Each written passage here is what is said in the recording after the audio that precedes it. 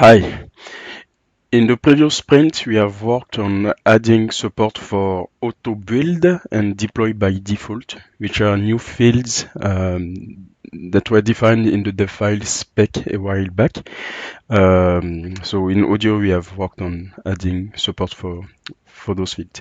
So just for a little bit of context, the idea behind those fields is that currently, when using a dev file, users struggle to understand what component will be started automatically or not, either by audio or dev spaces.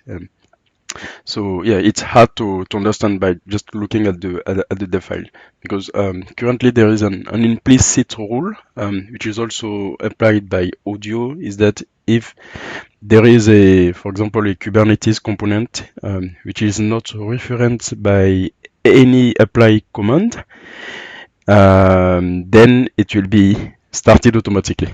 This is what we do, for example, we used to do to support service binding. When you add a new binding via audio, we update the dev file and we add a new Kubernetes component which is not referenced by anything, so it can be started automatically by audio. Those new fields, the idea is to improve this situation, so to make that rule explicit rather than implicit. So users can explicitly set deploy by default on Kubernetes component. If it's set to true, it means that we will automatically create the component when audio is started. And same thing for auto build on image components, then we will apply them automatically. And so we have a final proposal here and a table which defines the rules. So to keep backward compatibility, we will keep the same behavior. So if deploy by default is not set and the component is not referenced in any apply command, then we will automatically create it on startup. And same thing for autobuild. At least having this set of rules defined explicitly makes things clear for users. So let's see that in action.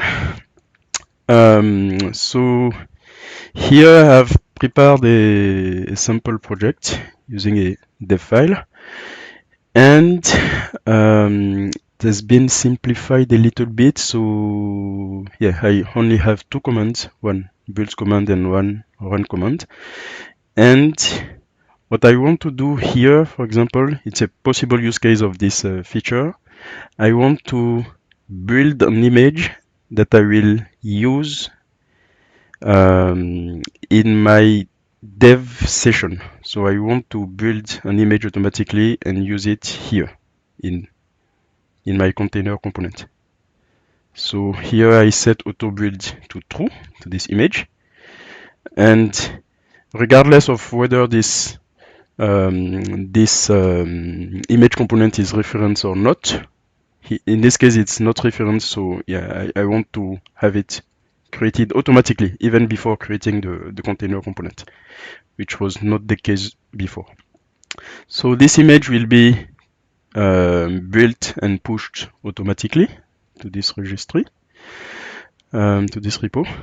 And here I wanted to mention the backward compatibility with Kubernetes or OpenShift component. So here I have a Kubernetes component which does not set the deploy by default field, and it's not referenced by any command. So it will also be created automatically upon startup. If I set deploy by default to false, it won't be applied. It will need to be referenced by an apply command, and it will be applied when the apply command is invoked. So here, if I run audio dev, it should build the image, deploy the Kubernetes component, and then start my container component here using the image that have been built and pushed.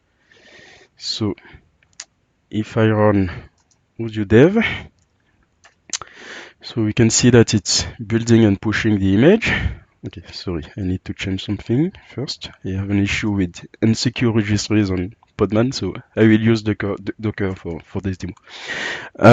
So it builds the image and pushes it. Then it creates my container here, which is here, and it also applied the Kubernetes component here. So we can see in this image that it's using the image that I've built here for my dev session. So that's it for this demo. At least on the audio dev side, you have tried to also document all those rules using examples. So that's it for this demo. If you have any questions, let us know. Thank you.